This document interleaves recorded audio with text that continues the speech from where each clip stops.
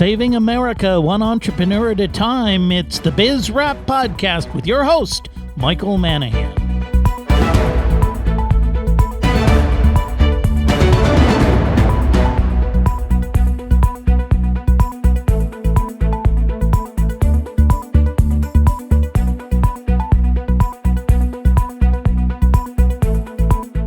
The show that celebrates small business and entrepreneurs. It's Biz Rap Radio with your host, small businessman, educator, and author, Michael Manahan.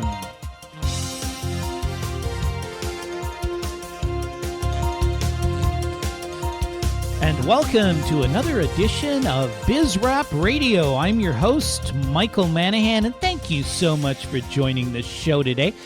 We've got a lot of very interesting things lined up for the show.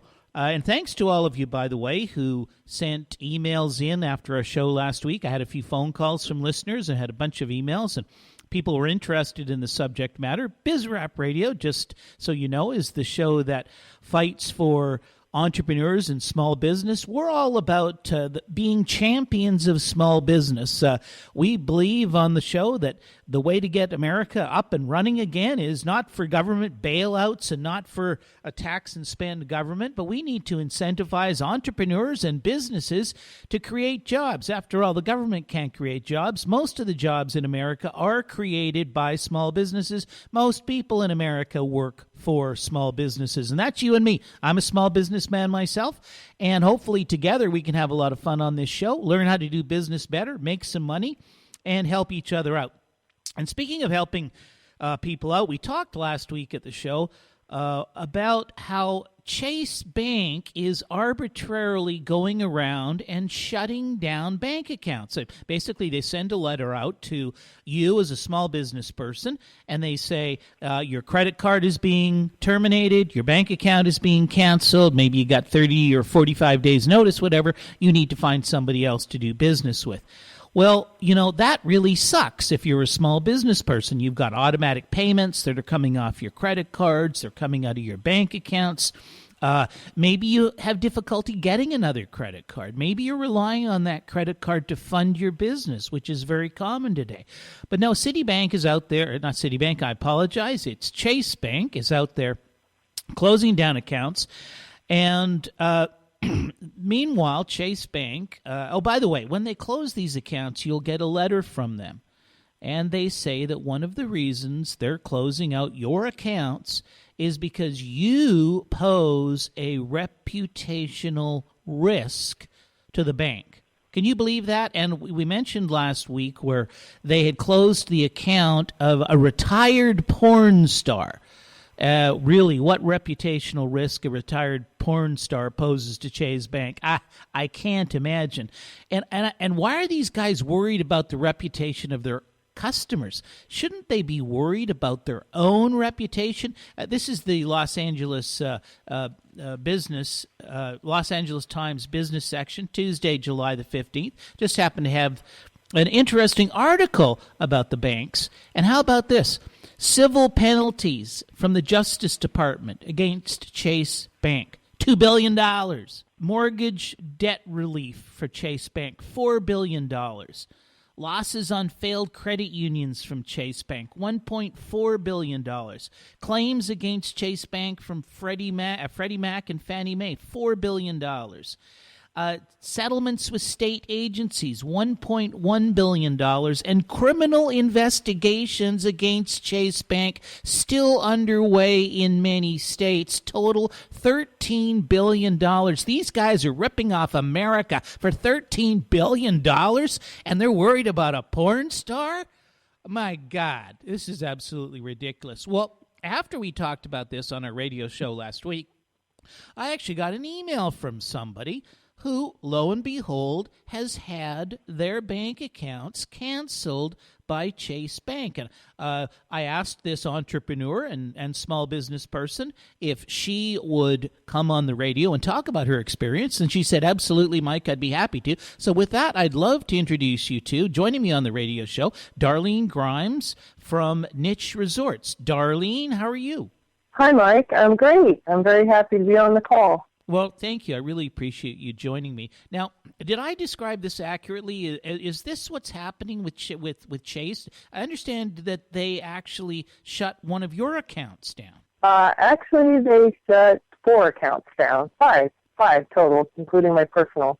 But if you want to hear the story, if you got a few minutes, it's a long story. Well, I might interrupt, but yeah, tell us what happened, because I'm sure there's a lot of people listening right now who bank with Chase Bank. They run small businesses, dry cleaners, laundromats, auto repair shops, internet businesses. And, I mean, you could literally be screwed if your bank accounts or your credit cards are shut down. So this is an important story. It's important for small business people to hear it. So please, take it away. Okay. Well, I've had a personal account with Chase for about 15 years. I had one when it was previous bank that was acquired by Chase. And then I opened up 4 accounts with Chase when I started my resort development company, basically a checking and a savings for 2 different companies. And, because for each resort property, you want to have a separate account. So I had separate accounts. And I had these accounts with Chase for 2.5 years, never had a problem. And we were actually going to transfer a large amount of money out of the country for a down payment towards some funding that we were to receive for a project we were doing in Belize. And so we went to the bank. We said, we're going to be transferring a large amount of money. What's the procedure we need to go through? So we followed every single thing that they said to do. We complied with all of their requests because, of course, the bank wants to make sure that it's not laundered money or terrorist money that you're transferring, and that made sense to us. So we gave them our business plan along with our investment documents and things like that to show that the money had come from investors and not from any other source. Well, they read our business plan. And about 2 weeks after that transfer was made, myself and my former partner, who also had 3 other companies and his accounts were all closed, along with his personal account, we all got a letter stating that all of our accounts were going to be closed. And actually, our letter didn't even give a reason. It said, according to the law, we don't have to give you a reason of why we're shutting down your account. We can at any time for whatever reason we have, and we don't have to tell you what it is. So just arbitrarily, there was no reason. And did anybody, like from the bank's customer service department or something like that, kind of call you, maybe give you a heads up? Hey, Darlene, look at, we've got some issues here. We're going to have to be shutting down your accounts. Or was it just a letter? No, nothing. Just a letter out of the blue. Yeah. Luckily, we had a personal banker that we had worked with for, those 2.5 years, and my partner had worked with him for 5 years prior.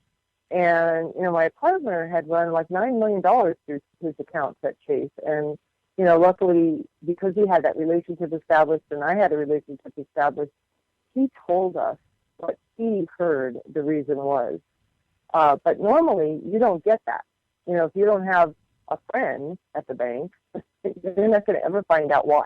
Now, and I got to just jump in here because I think this is really funny. Chase cancels the accounts by sending you a letter. I actually had a client of mine, and we wanted to change our banking relationship. We were going to change from Chase to another bank, and we wrote Chase a letter and asked them to close the accounts. They said, you can't close your accounts unless you come into the branch. Oh, that's funny. So they can close the account on you by sending you a letter, but if you want to close your own account, you can't send them a letter asking them to do it. You got to go into the branch to do it. What a bunch of hypocrites these banks are. Unbelievable. So seriously, you had a relationship with somebody at the bank who obviously had access to some information, and you got on the QT from that person the reason that they really shut these accounts down. And what was that reason? Well, it's really funny if you think about it. Our resort development projects are all geared towards adult-only, kid-free travel. So adults who like to travel without their children. And because the word adult and resort were put together, they said, oh, you guys are in the adult industry. Therefore, you're going to ruin Chase's reputation because we don't have anything to do with the adult or pornographic or adult entertainment industry. And, even though our business plans clearly did not say anything about that and clearly stated that we were just building a resort, that were adult only, but we do some of our resorts are clothing optional. So they said to us that the owners of Chase, now I don't know who the owners of Chase are, but the very, very, very, very high up people at the top are very conservative. And they read our business plan and they didn't want to have anything to do with us, which I think is just comical, because I went to another bank and I submitted my business plan. And they were just fine with it. They said, even if you were in the adult industry, even if you had a webcam business or a adult entertainment business, a strip club, say, we would certainly allow you to do your banking. Darlene, let me interrupt you because we're coming up to a hard break here. We got to go to commercials. It's Darlene Grimes from Niche Resorts. Darlene, can you stay over for another segment? Because this is it's so interesting. Sure. Okay, yeah. We'll be right back with Biz Rap Radio. Michael Manahan, your host.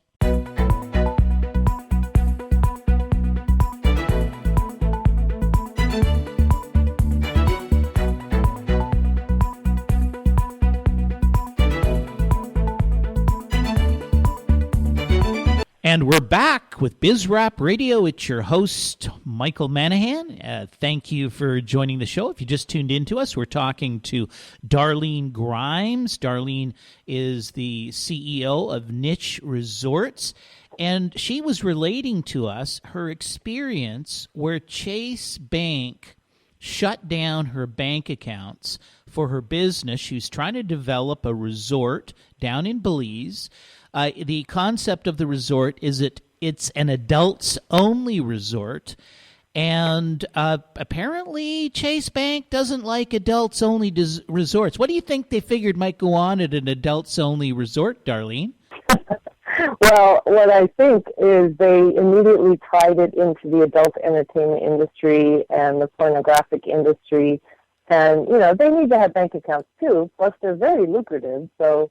But, basically, everybody who goes to a resort, well, I can't say everybody, but the majority of people who go to a resort, especially people that go overseas for a week at a resort, are definitely planning on having sex and doing adult activities and not being with their children if they're going to an adult-only kid-free resort. So... isn't that why you go on vacation? Because you're so busy working here at home. You got your job. You're ferrying the kids around to the soccer game and the football game, and you got this committee, and you got repairs around the house. You go on vacation so you can reconnect with your partner, and part of that reconnecting, well, it probably includes sex. I hate to tell you, those big Wall Street fat cats at Chase Bank, people are having sex at resorts. Oh my God. I know. And we have a smaller project in Desert Hot Springs where and they're part of the Bed and Breakfast Association of California, the owners, innkeepers. And, they make no qualms about it. When you go to a Bed and Breakfast Association meeting, they know that what they're selling is not bed and breakfast. They're selling sex. They're selling a place sex for and people breakfast. to go away for the weekend and have sex. Yeah. That's why you go to a B&B. Why else would you go? Absolutely. So, look, I just want to say something to our listeners. We're talking with Darlene Grimes, entrepreneur. By the way, I love it that you're a female entrepreneur. I'm a big supporter. I don't like to classify people as female or male or this, that, and the other thing. We put all these labels on it, but I, when I see a female like yourself and you're out there, you've got a vision. You're trying to build a resort in Belize. You're trying to raise money to build that resort. You're trying to do something unique.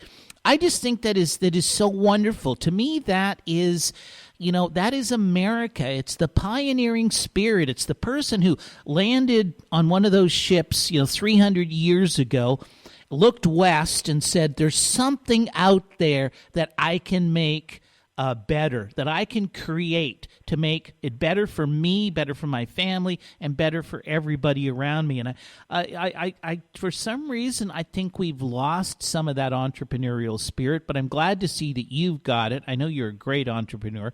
Or if it's just Chase Bank. By the way, we bailed Chase Bank out to the tune of, I believe it was $97 billion. That's how much we gave Chase Bank to keep those fat cats in business.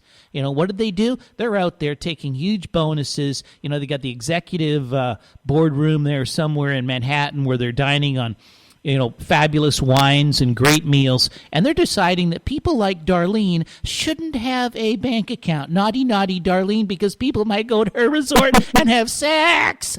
Jesus.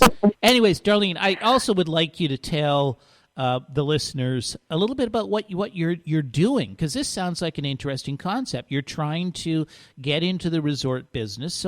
So give us the story. What are your resorts all about?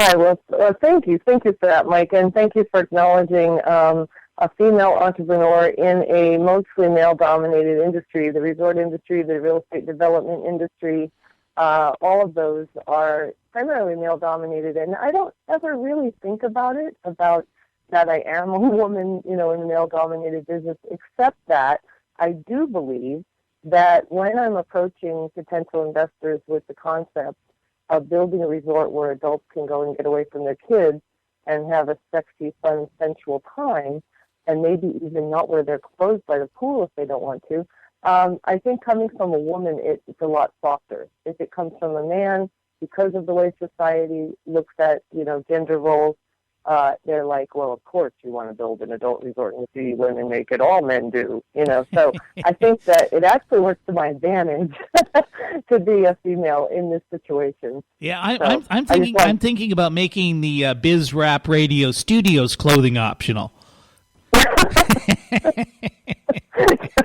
See? And my answer would be, sure you would. Anyway, because of that whole situation with the bank, with Chase, it had far-reaching repercussions. It's not just a matter of finding a new bank account, getting all your automatic debits transferred over, printing new checks. I mean, it's not as vital anymore because most things are done electronically. But it also damaged the deal because we had a banking history with Chase. And then we had to go to a new bank without having that 2.5-year banking history for getting the funding for the island. So now we're working on this project in Desert Hot Springs because it is an already existing resort that's in operations that we're just taking over operations of and converting to our brand, which is for the sensual nature. That's the person that, like I said, that wants to be naked by the pool if they choose. They wear clothes if they choose. And they just want to have a relaxing time without children. And so we're buying a very small resort, a 12-room resort, and converting it to that theme. And, for people that are interested in getting involved, it's very lucrative because the 3 clothing optional resorts in that area charge about double the room rate of the regular resorts. So you can really make a good profit by operating a clothing optional resort. Okay, so just so you know, we're talking to Darlene Grimes. Darlene is the CEO of Niche Resorts. Darlene, where does somebody go to find out more information about what you're trying to do? Well, I do have a simple website that I put up. I'd much rather do one-on-one personal conversations with people, so it's just a little simple 5-page site. It's Niche Resorts. I call it niche. Some people call it niche. Okay, niche. Well, that's more kind of French sounding. Niche Resorts. Niche Resorts. Yeah. NicheResorts.com? No, it's Niche Resorts. Yeah. NICHE Resorts.web WEBS.com. Okay, so nicheresorts.web.com. And do you want web plural? Webs. WEBS. Okay, WEBS. Well, the easiest way is to just remember nicheresorts@gmail.com. Send me an email and I'll send you the link. Okay, nicheresorts@gmail.com. Look, if you're interested in learning more about Darlene's clothing optional adult resorts, the one she's thinking about perhaps building in Belize, the one she's trying to acquire here in the Palm Springs area, give her a call. This sounds like an interesting project and maybe something you could get involved with Darlene on. Darlene, do you just need money or do you need talent as well? Yes, I am looking for talent as well. I have a really great team right now assembled that can take over operations, but you know what? It's always helpful to have more experts so that if someone has to drop out or, take on a different project, you have someone available to fill the gap. So definitely always looking for people that are experienced in the all-inclusive and high-end luxury resort arena. And I forgot what else I was going to say. Sorry. Go ahead. Well, that's quite all right. Hey, look, maybe somebody listening owns a small resort. I mean, there's lots of small resorts that probably within the distance, of our radio signal. In Palm Springs, Palm Desert, Indio, all of those the lovely desert climate areas. So maybe if somebody's got a resort, they might be interested in contacting you. But with that, Darlene, we're coming to the end of the segment. We got to wrap it up. Thanks for telling us the story about Chase Bank. That is just absolutely amazing that these sort of things go on. It's BizRap Radio. I'm your host, Michael Manahan, and we will be back right after these messages from our show sponsors.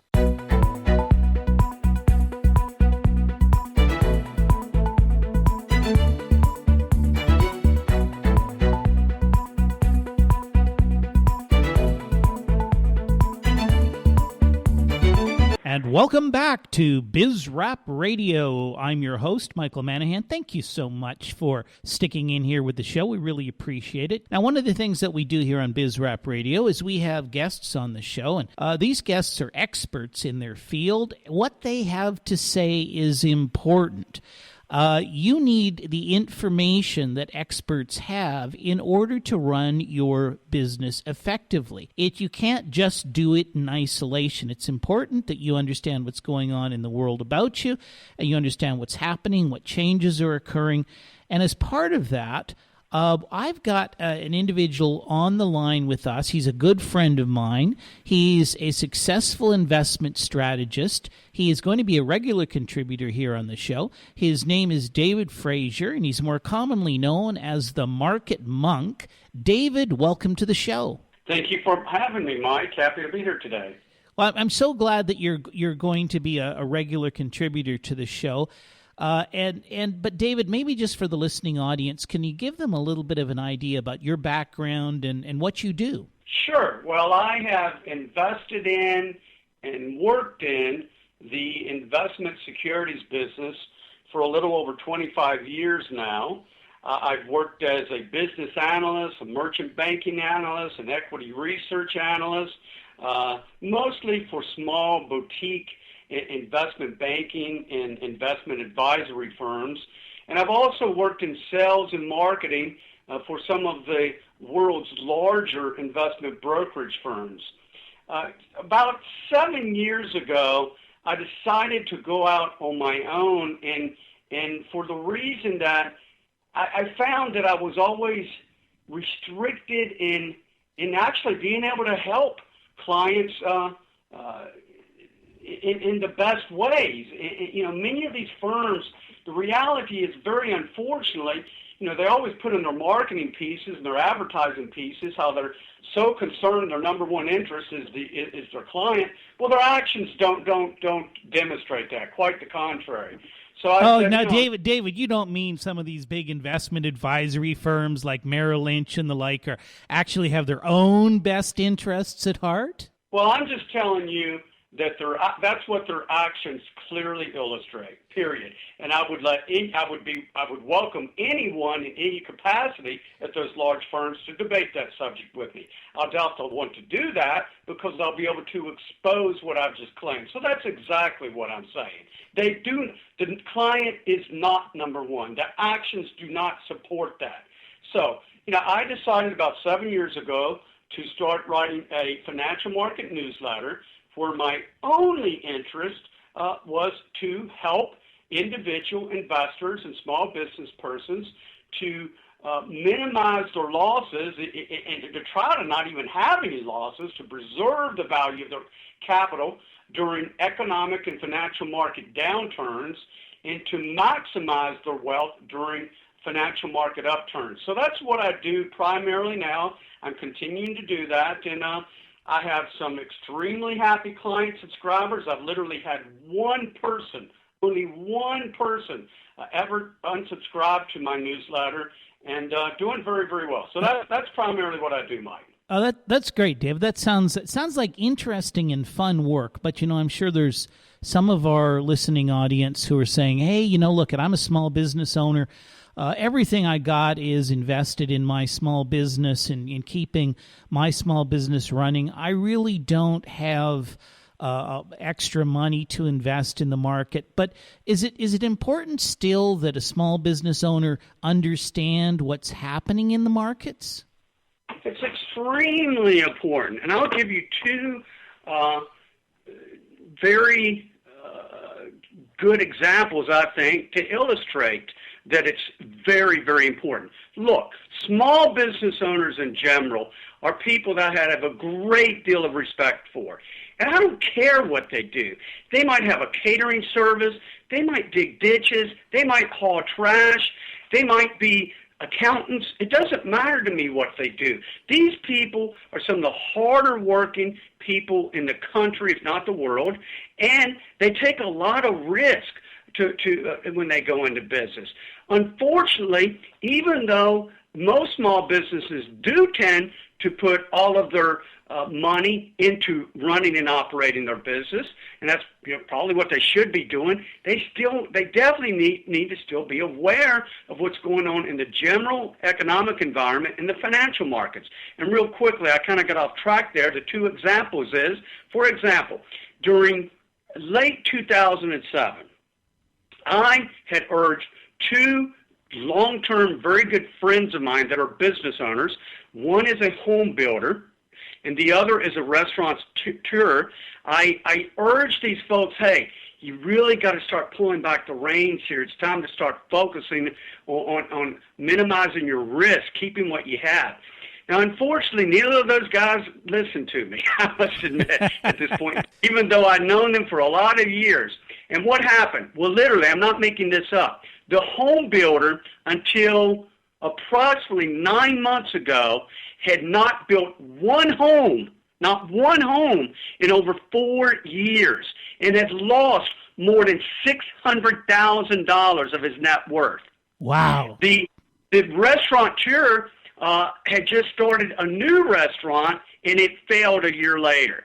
So it's it's extremely important. Now, I'm not, suggesting that this is what business owners should focus on. They got to focus on their business, but they do need to stay abreast of what's going on in the general economy and the financial markets. And unfortunately, it's very difficult for them to find someone that they can trust and who knows what they're talking about. Okay, so David, you're following the trends in the financial markets. You're following the economy, the money supply, what the government is up to in terms of its efforts to help the economy, or perhaps even sometimes it's legislation and interference that hurts the economy. But if I was a small business person sitting back right now and thinking, is it the time to be conservative, or is it a time maybe to be to start taking a few additional risks, maybe build up my inventories, maybe purchase that new piece of manufacturing equipment, perhaps maybe open up that second location? What would you, based on the market trends and the economy and your reading of the economy, what would you be saying to the small business listeners who are listening to us today? They should be doing, without any hesitancy whatsoever, the latter. This is the time to be aggressive, to do just what you said. If they have the financial resources, to expand their operations, to increase their inventories of products, if they sell products to hire more workers, to put money into their business. Now, that's probably going to come as a surprise to a lot of your listeners. And the reason being, if we turn on the so-called news, which I put quotes around that, it's more entertainment than news, is, almost all we hear is how everything's so bad, how the economy is so bad. We hear all this negative news.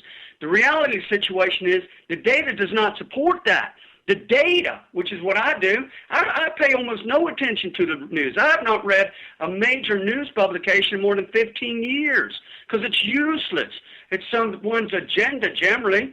I look at the data, and when I say the data, I review on a regular basis more than 300 economic statistics from around the globe. And that data has, for about a year now, been very, very clear, and that is indicating that the U.S. economy primarily, let's just talk about that on today's show, if I may, would continue to improve, and that economic growth would start to pick up. And so this is a time to be aggressive. It's a time to be investing in one of this business and be expanding the business. Once again, I know that probably sounds insane to a lot of your listeners, but that's what the data says. Okay, so you have it right there from the Market Monk. The Market Monk says now's the time to be aggressive. Now's the time to start expanding your business and perhaps investing in things that are going to improve and increase your revenues as time goes by. And we're looking forward very much, David, to having you on the show on a regular basis to give us some insights into the economy, into the market in general, into trends that we should be looking at as far as small businesses are concerned, so we know what's going on in the more global economy, if you will. David, thank you very much for being on the show, and we'll talk to you hopefully next week. Fantastic, Mike. Thanks for having me. And we'll be right back right after the break.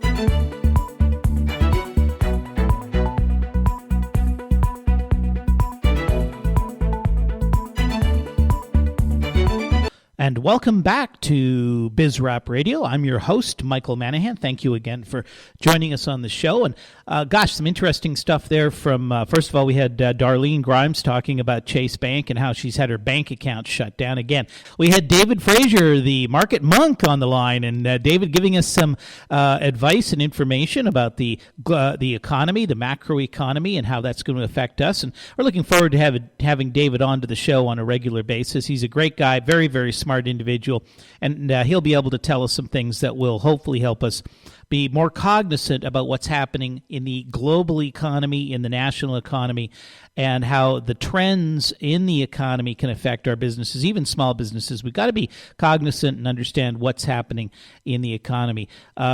Speaking of the suggestion box, I was very pleased to get a lot of notes from listeners to the show in the suggestion box last week. A couple of things. Love it, Mike. Neglected part of our economy and lives. Applause to you for doing the show. Great show. You were interesting. Sounded like you've been doing this for years. Most excellent. I'm impressed. Hi, Michael. Congrats on the new show. Great idea. And a very interesting topic suggested by one individual. He said, what about employee theft? Something that our small businesses are very susceptible to is employee theft. We often, as small businesses, entrust a senior person, an accountant, a controller, a manager with the financial information and access to our bank accounts and other financial resources. And that money can get stolen. A lot of times we have employees who will steal money from us, and or goods that we store in our warehouse, and that's a big issue. And so I'm going to find some experts to talk about that. How can we reduce the incidence of employee theft? How can we insure against employee theft? And see if we can't come up with some ideas about how we are going to manage the risk of theft from the very people who work for us. Let's turn the topic now from to something that I think is very dear to the hearts of every small businessman and entrepreneur, and that is the subject of minimum wage. Now, we know there's lots of controversy going on over minimum wages. City of Seattle recently decided that minimum wage should be $15. I think the city of San Diego is trying to move their minimum wage up to $12. The federal government wants to increase minimum wage. And the amount or the level at which minimum wages are set really do affect small business people in a very significant way. But there's more to it than that. There is, in my opinion, there are 10 good reasons why we should not have minimum wages. Now, I'm not a Scrooge. Believe me, I believe in paying employees their worth, and I'm in favor of paying valuable employees as much as you possibly can. Treat your best people well. Make sure that they are not tempted to go work for somebody else. But the reality is minimum wages are not a good idea. And I've got 10 reasons for you why minimum wages are not a good idea. Not going to give them to you all at once, because quite frankly, that might be a little boring. But what I'm going to do is I am going to give my reasons why minimum wages are a bad idea to you over the coming shows. We're going to start off and we're going to do like one at a time. So reason number one why minimum wages are a bad idea.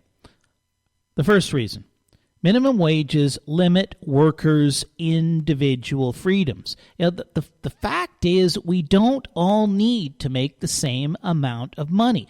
A minimum wage assumes that there is some magical number, and if you are paid less than that number, you are being taken advantage of, oppressed, or exploited.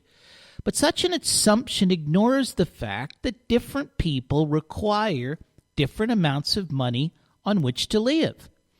A retired worker, a student, or the spouse of someone who already earns a good income may be perfectly happy to work for an amount below minimum wage for any number of reasons.